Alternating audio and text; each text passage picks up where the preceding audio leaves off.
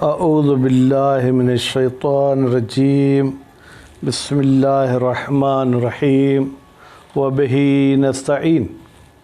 الحمدللہ، ہماری گفتگو کتاب الرہن میں ہے۔ آج کچھ ایسی چیزیں بتا رہے ہیں جن کو رہن پر رکھنا ٹھیک نہیں ہے، یا اگر ان کو رہن پہ رکھتے ہیں تو کچھ خاص شرائط کے مطابق رہن پہ رکھیں گے۔ عبید کے اقسام میں سے ایک قسم ہے عبد مدبر۔ عبد مدبر اس عبد کو کہتے ہیں جس کو مولا کہتا ہے کہ انت حر دبر وفاتی، میرے مرنے کے بعد تم آزاد ہو، تو اس عبد کو عبد مدبر کہا جاتا ہے۔ اب فرماتے ہیں کہ اگر مولا اس عبد کو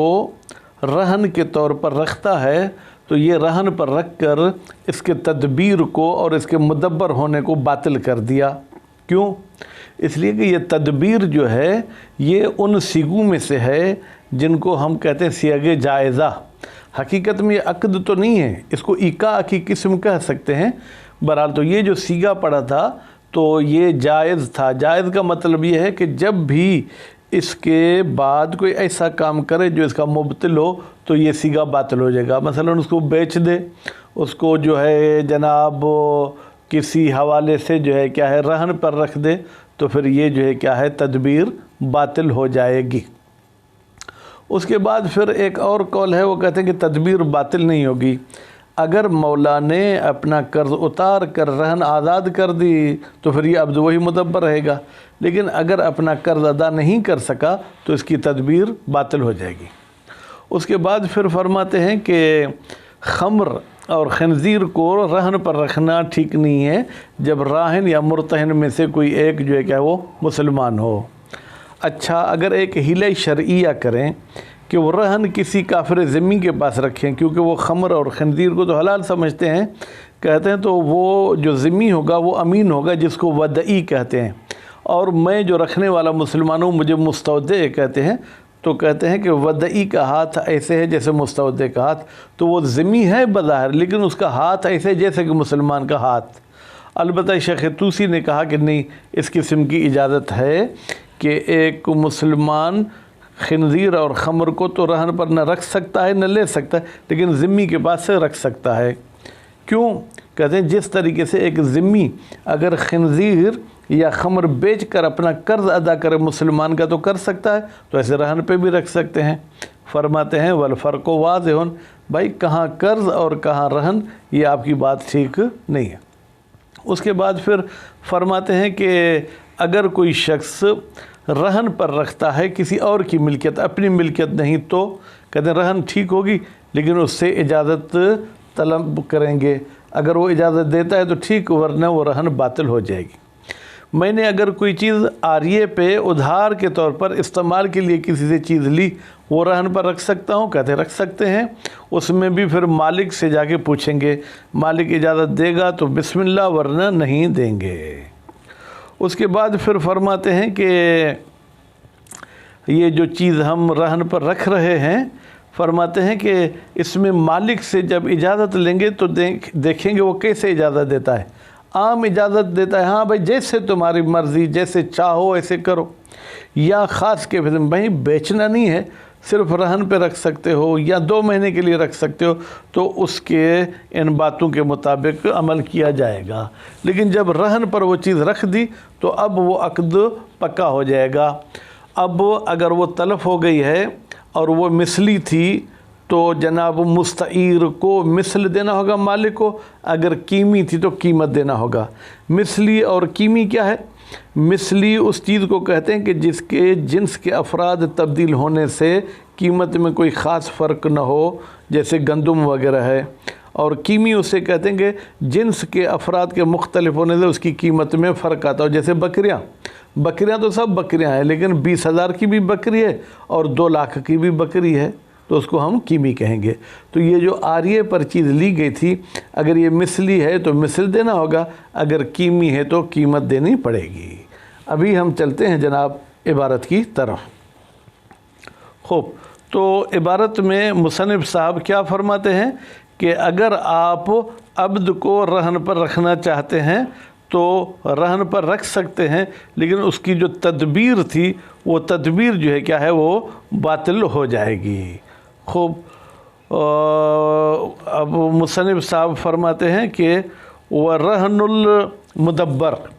مدبر کو رہن پر رکھنا ابطال، یہ باطل کرنا ہے، لتدبیر ہی، اس کی تدبیر کو، علی الاقوی، قول قوی کے مطابق،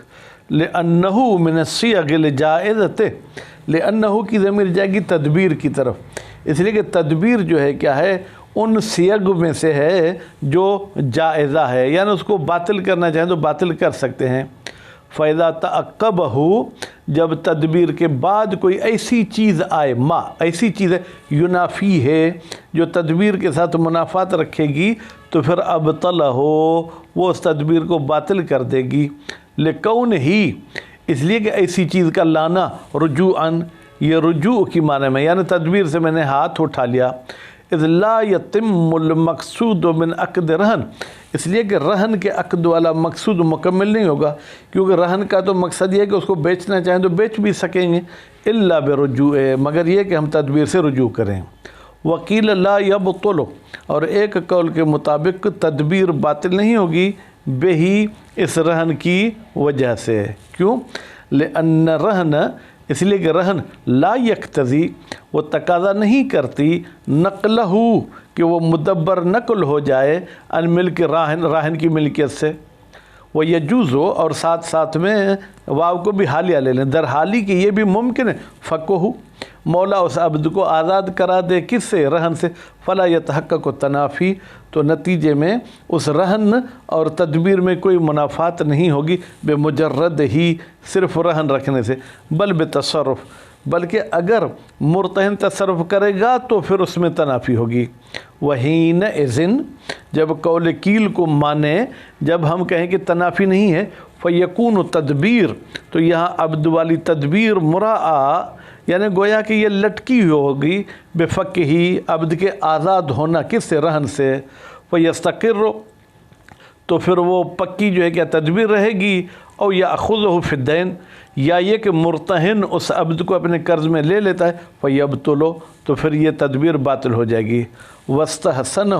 فی الدروس، اس قول کیل کو مصنف صاحب نے اچھا شمار کیا ہے کتاب دروس میں۔ ولا رہن الخمر والخنزیر، خمر اور خنزیر کو بھی رہن پر رکھنا ٹھیک نہیں ہے، کب؟ اذا کان راہن مسلمن او المرتہن، جب راہن مسلمان ہو یا مرتہن مسلمان ہو، وَإِنْ وَضَعَهُمَا، اگرچہ اس خمر و خنزیر کو وہ رکھیں، علی ید ذمی، ایک ذمی کے ہاتھ، ذمی کے پاس رکھیں، لأن ید الودعی، اس لیے کہ امین کا ہاتھ کا ید المستودع، یہ ایسے ہے جیسے کہ اصل مالک کا ہاتھ ہے، جیسے کہ مسلمان کا ہاتھ ہے، اور مسلمان ان پر ہاتھ نہیں رکھ سکتا۔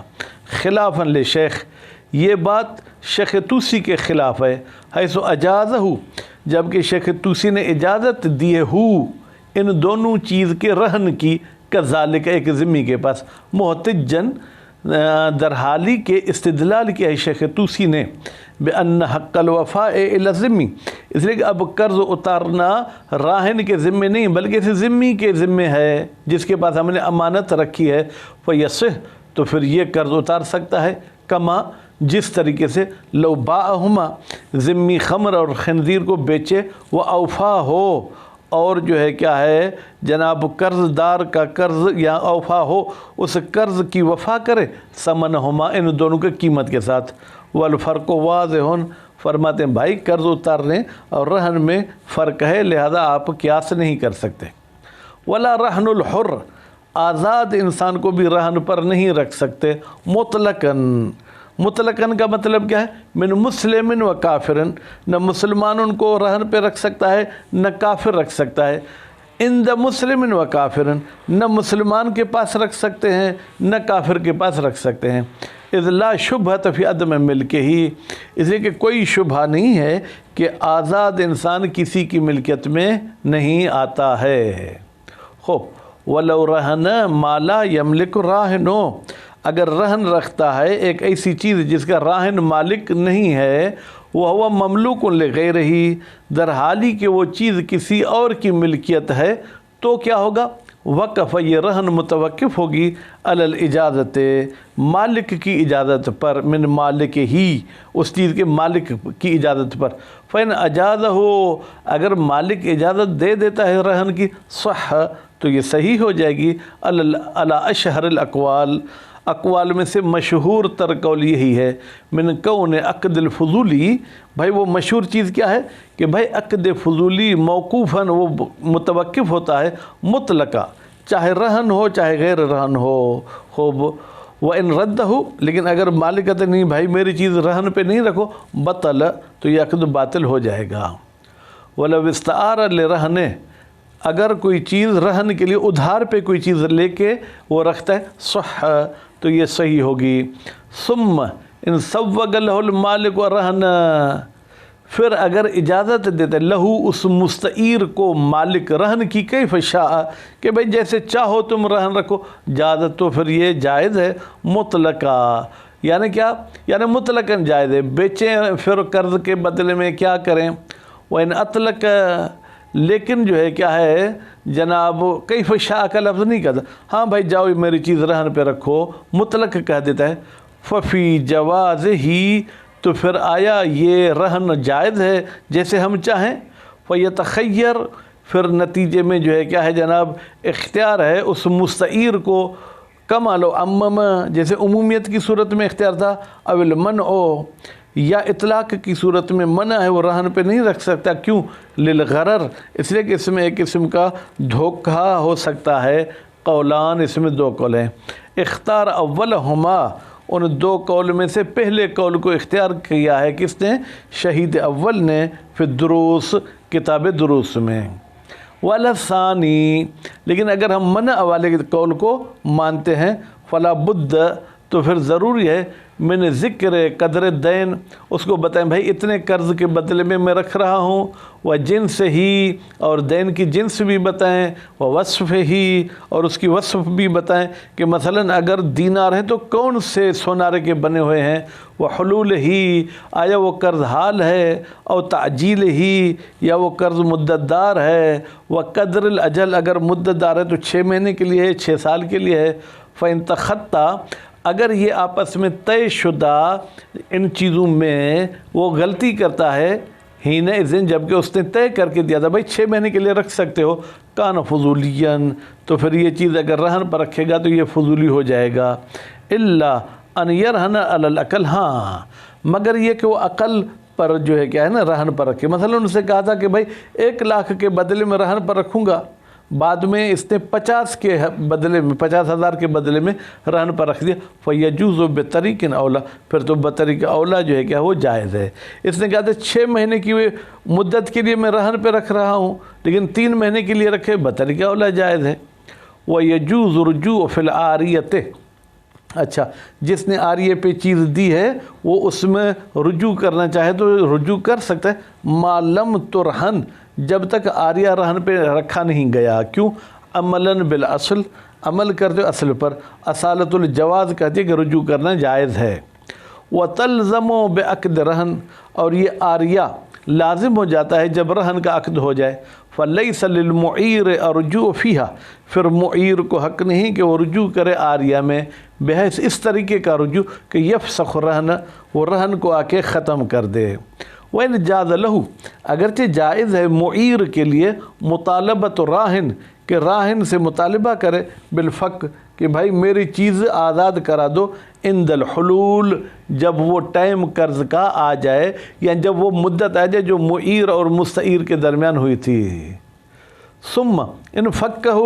پھر اگر اس نے آزاد کر دی اس عاریہ والی چیز کو، وردہ تامن، اور کمپلیٹ جیسی تھی ویسے ہی اس نے واپس کر دی، تو برے، یہ شخص بری و ذمہ ہو جائے گا۔ وَيَضْمَنُ راہن، اور راہن صاحب ضامن ہوگا، لو تلف، اگر وہ عاریہ والی چیز تلف ہو جائے، وَإِنْ كَانَ بغیر تفریط، اگر جو بغیر تفریط کے ہی کیوں نہ تلف ہوئی ہو، اور بی اب مثل ہی، یا اس عاریہ والی چیز کو بیچا گیا ہے اپنے مثل کے ساتھ، انکان مثلین، اگر وہ مثل گندم ہے تو گندم کے بدلے میں بیچی گئی، وہ قیمت ہی، یا اس کو اس کی قیمت میں بیچا گیا ہے، خوب، تو اس صورت میں بھی جو ہے کیا ہے ہو سکتا ہے، لیکن یہ شخص ضامن ہوگا یوم تلف والے دن کا، انکان قیمین،